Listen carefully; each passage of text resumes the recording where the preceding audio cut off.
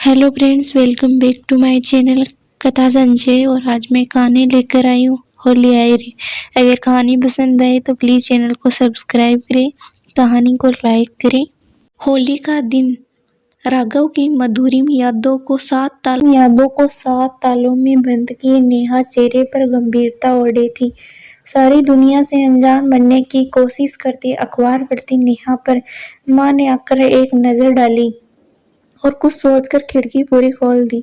ढोल नगाड़ों का उत्साही संगीत अबीर गुलाल की सौंधी महक के साथ पूरे कमरे में भर गया, लेकिन नेहा के चेहरे के भाव जरा भी नहीं बदले।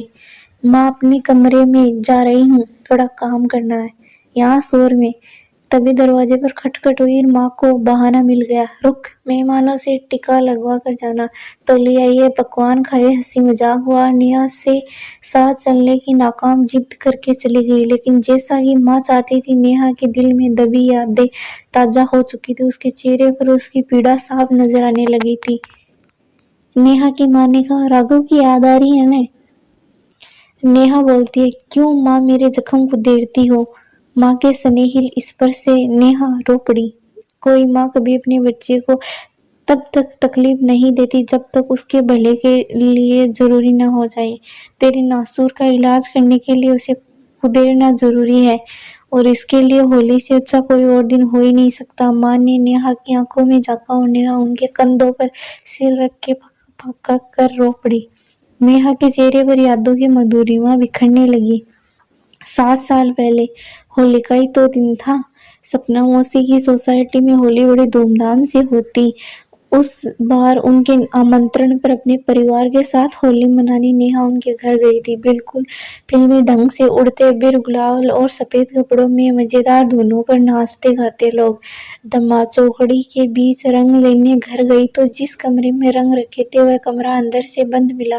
कई बार दरवाजा खटखटाने पर भी दरवाजा नहीं खुला। पता चला कि वह भैया का दोस्त राघव है और होली के रंगों के डर से अपने दोस्त के घर में छिपा बैठा है। बस चुलबुली सी नेहा पर यह भूत चढ़ गया कि वह राघव को रंग लगा कर ही रहेगी। शाम को नेहा ने राघव को ढूंढा और छिपकर रंगों भरी बाल्टी उस पर उड़ेलने के लिए सही मौके का इंतजार करने लगी, लेकिन राघव भी सावधान था। जैसे ही नेहा रंगों भरी बाल्टी राघव पर उड़ेलने को हुई तो राघव ने बाल्टी पकड़कर उसे नेहा की तरफ मोड़ दिया। नहीं नहीं नहीं नहीं, मैं नहा चुकी हूँ, नेहा चीखी। उसने बाल्टी उल्टने की कोशिश छोड़ दी पर बाल्टी को कसकर पकड़े रहा। ये अलग सी मुलाकात दोनों की ही नजर को बांध गई।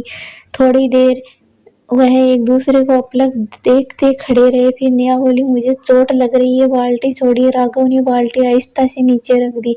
आई एम सॉरी, कहाँ चोट लगी? कहते हुए राघव ने उसके हाथ पकड़ लिया। जिस तरह उसने नेहा का हाथ पकड़ा, उस स्पर्श से नेहा का मन स्पंदित हो उठा। फिर पता चला कि दोनों एक ही कॉलेज में थे और एक ही कॉलेज में होते हुए विभिन्न गतिविधियों में सक्रिय थे। दोनों की दोस्ती और नोकझोंक साथ साथ चलती। हर बात पर मुक्का ठोककर अपनी बात सही साबित करने को आतुर नेहा और राघव एक दिन भी एक दूसरे के बिना रह भी नहीं पाते थे। उनके आपसी झगड़े सबको हंसाते रहते। इसी तरह 1 साल गुजर गया और फिर होली सिर पर थी। नेहा रोज कहती इस बार वह राघव को रंग कर ही रहेगी और उसे रोज याद दिला ताकि रंग से खेलना उसके सिद्धांतों के विरुद्ध है। नेहा हंस पड़ती, इसमें सिद्धांत कहाँ से आए? चुलबुली नेहा ने दोस्तों के साथ मिलकर एक योजना बनाई। वह सब मिलकर राघव के चेहरे पर काला पेंट लगा देंगे।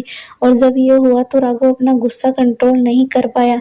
उसका हाथ उठ गया और नेहा राघव की इस हरकत पर स्तब्ध रह गई।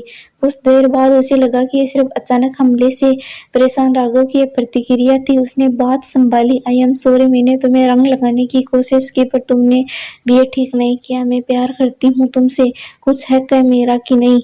आई थिंक मैं भी सॉरी सुनना डिजर्व करती हूँ। सॉरी? किस बात की सॉरी?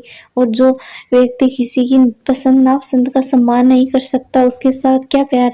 गुस्से का गुबार छटने के बाद राघव को अपनी भूल का एहसास हुआ तो नेहा दिल में गांठ बंध चुकी थी। एक होली पर नेहा बंधन में बंधे 2 दिल अगली होली पर टूट चुके थे। नेहा खूब रो चुकी तो माँ ने प्यार से बोलना शुरू किया, बेटा, कहा जाता है वक्त सबसे बड़ा टीचर होता है। वक्त की परीक्षा ये साबित कर चुकी है कि तुम लोग एक दूसरे की जगह अपनी जिंदगी में किसी और को नहीं दे सकते।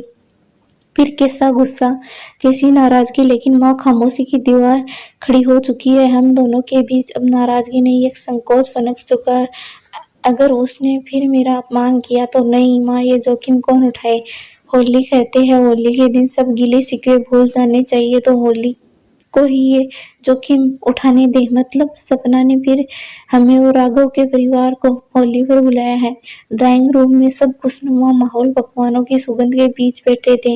पास रूम में मीठे संगीत की धुन बज रही थी। बालकनी में राघव खड़ा था। मौसी के कहने पर नेहा गुलाल की प्लेट और प्रसाद लेकर वहां गई जहाँ राघव खड़ा था। उनकी नजरें मिली। कॉलेज छोड़ 3 साल गुजर चुके थे। मौसी ने आपको गुलाल का टिक्का लगाने को कहा, इजाजत हो तो लगा दो। नेहा के स्वर में नाराजगी और आंखों में आंसू थे। आपको आप चाहे तो वार्निश भी लगा सकती हो। राघव ने उसकी आंखों में झांका। नेहा चौंकी, पर राघव की आंखों में व्यंग्य नहीं, पछतावे के आंसू थे। I am sorry Neha. वह उसके बहुत करीब आ गया। पल भर में एक दूसरे की बाहों में सिमटे। नेहा और राघव अपने गिले शिकवे को आंसुओं में बहा चुके थे। सही अर्थों में दोनों के बीच फागुन का अब खिल रहा था। Thank you.